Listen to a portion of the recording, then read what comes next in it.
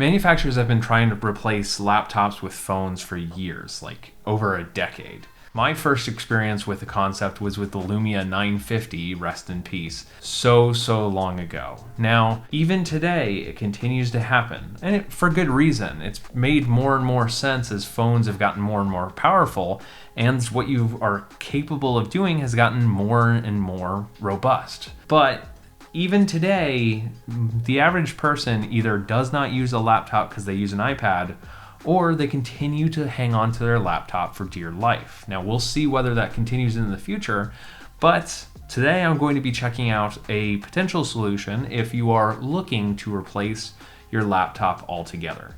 This is the UPERFECT 14 Pro. It is one of a number of different solutions for a dumb laptop without a processor that you can connect your phone or any other device to in order to have a pseudo laptop.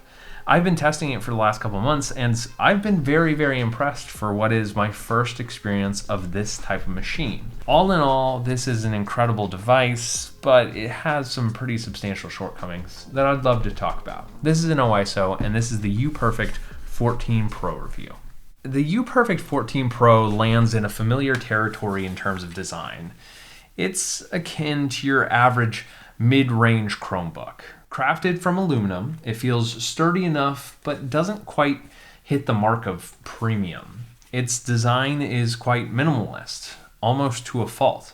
It even lacks a brand logo on the outside, and it took me a while to figure out what the brand manufacturer was. This simplicity, while clean, it verges on the edge of forgettable. Now, in terms of thickness, it's impressively slim for a device that's effectively just a shell of a laptop, but don't expect it quite to turn heads. It's functional, yes, but it's more meh than significant. It does the job without any flair or distinctiveness.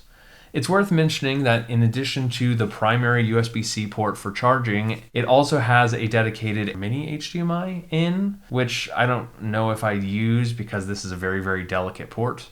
It does have a micro SD card slot, which was impressive, and a dedicated headphone jack for those of you who no longer have a headphone jack on your phone and you still want one, or if you're mad at Samsung for ditching both the micro SD card and the headphone jack. Here you go. This is your resolution. In terms of display, the UPERFECT 14 Pro features a touchscreen display, enhancing its versatility. Now, mimicking this 2-in-1 convertible style, it can be flipped and used in tablet mode, which adds an interesting dimension to the experience. Now, this touchscreen does get passed through into Samsung DeX, which I was pretty impressed by.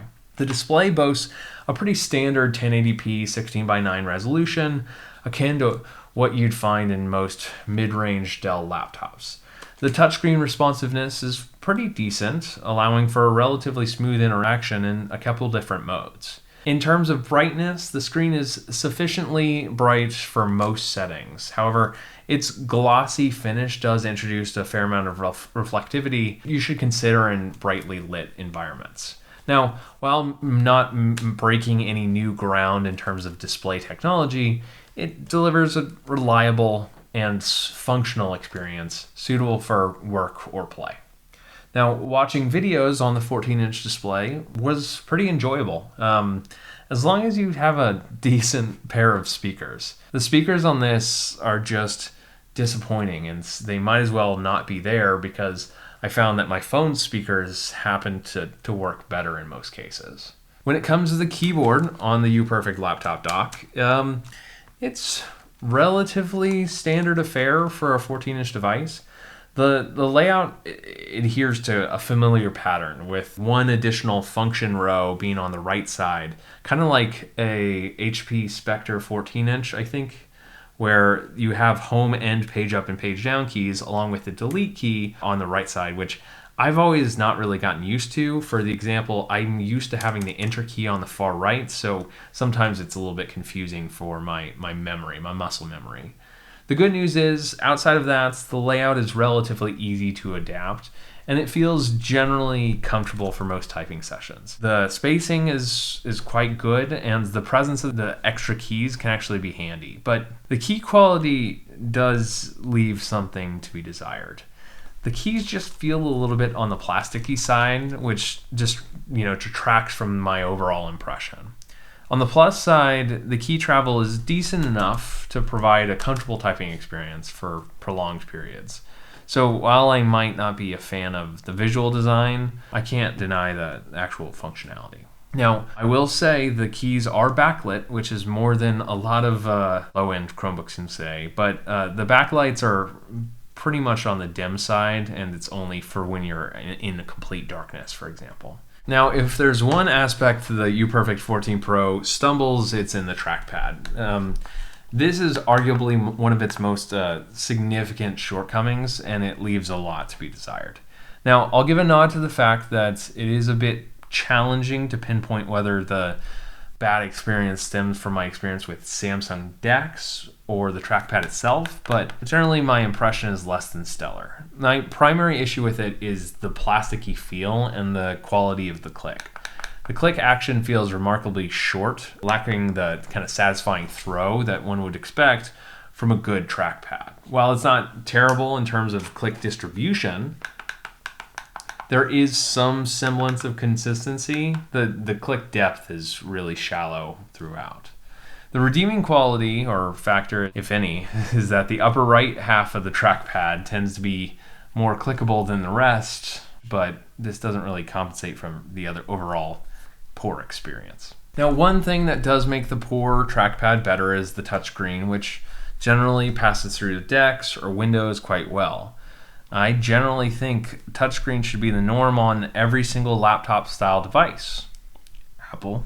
Now, one noteworthy aspect of this device is that you can wirelessly stream your DeX device to it. Instead of just using a wired cable to connect your Samsung phone or whatever device it is, you can actually stream it using the internal battery. And it's a mixed experience. Generally, your expectation should be that there's a pretty compressed signal, and so it's not going to be a very, very high quality experience. This feature is probably not a game changer for most. While I appreciate it as an option, it's not critical. I mean, I would love to be able to have a consistent and reliable streamed signal, but this ain't it, chief. Now, one last call out that I'll have is the UPERFECT 14 Pro has actually a really intuitive approach to settings and controls. Instead of having all the built-in settings on like a little, knob or toggle like you'd get on most external displays,